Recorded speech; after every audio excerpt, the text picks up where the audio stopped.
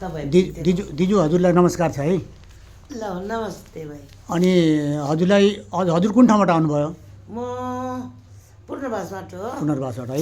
हजुरले यो औषधि खान थाल्नुभयो कति वर्ष भयो? अब एक वर्ष भयो। एक वर्ष भयो है। यो औषधिले हजुरको श्रीमानलाई राम्रो भएको छ? हजुर राम्रो भएको छ। राम्रो भएको छ है। र मित्रहरू सबैलाई नमस्कार छ। सुगरको औषधि हजुरले विश्वास गर्नु हुँदैन। यहाँ हेर्नु, दिजुले एक वर्षदेखि उहाँको श्रीमानलाई औषधि खुवाइराख्नु भएको छ।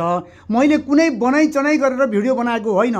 हजुरले भन्नु होला यो हरेक यो गरेर बनाउनु भएको होला। उहाँ दिजुले आफै भनिराख्नु भएको छ, दिजु यो दबाई कसरी खुवाइराख्नु भएको छ, कस्तो भइरहेछ, ठिकै छ? हजुर राम्रै छ। अब डाक्टरको मा दबाई गऱ्यो भने पैसा पनि बढी लाग्छ।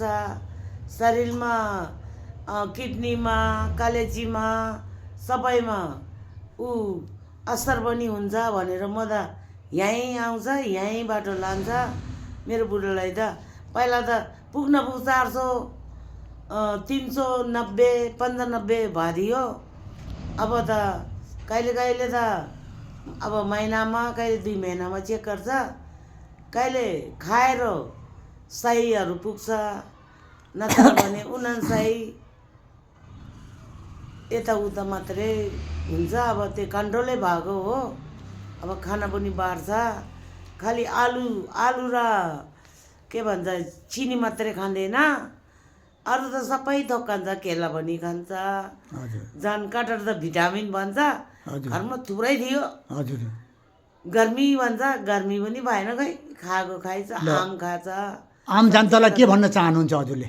हजुर आम जनतालाई के भन्न चाहनुहुन्छ? अब जनताहरू पनि उहाँहरूले पनि चाहियो भने यही पुरिया हो। अब मैले त खाएको छैन, यो कुन चाहिँ होला तितो छ, कुन चाहिँ होला मिठो छ, बुढोले खान्छ। अब उसले खाने मान्छेले मात्रै थाहा छ। मैले त यहाँबाट लान्छ, बुढोलाई दिन्छ मेरो। अब मेरो जीवन साथी भनेर म त टाइममा 1 घन्टाको बाटो भन्छ, 2 दिन 3 दिनको रह्यो भने यहीँ लिन आउँछ। धेरै धन्यवाद छ हजुरलाई। अनि यहाँलाई पनि अब मैले जानी नजानी मोबाइलमा चाहिँ अब उहाँको टिकटक हो कि के भन्छ त्यसमा देखेर खोजी आयो, भेट्नुभयो। अब दबाई पनि भयो, राम्रै भयो। देख्नुभयो, सुन्नुभयो हजुरले। हेर्नु त टिकटकका साथीभाइ दिदीबहिनीहरू, हेर्नुहोस्, आयुर्वेदिक दबाई खाउँ, स्वास्थ्य बनाऊ। मैले कुनै बढा चढाइ गरेको होइन।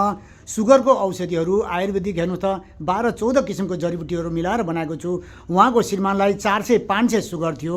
अहिले उहाँको श्रीमानको खाना खाएर 110, 115, 20 भन्दा छैन अरे सुगर। र अहिले खाना नखाएर 80, 85, 90, 95 मात्रै छ। यहाँ दिजुले आफै भनिराख्नु भएको छ, मैले कुनै बढाइ चढाइ गरेको होइन। र यो सक्दो सेयर गरिदिनु होला मित्रहरू। सबैलाई म यही आग्रह भन्न चाहन्छु।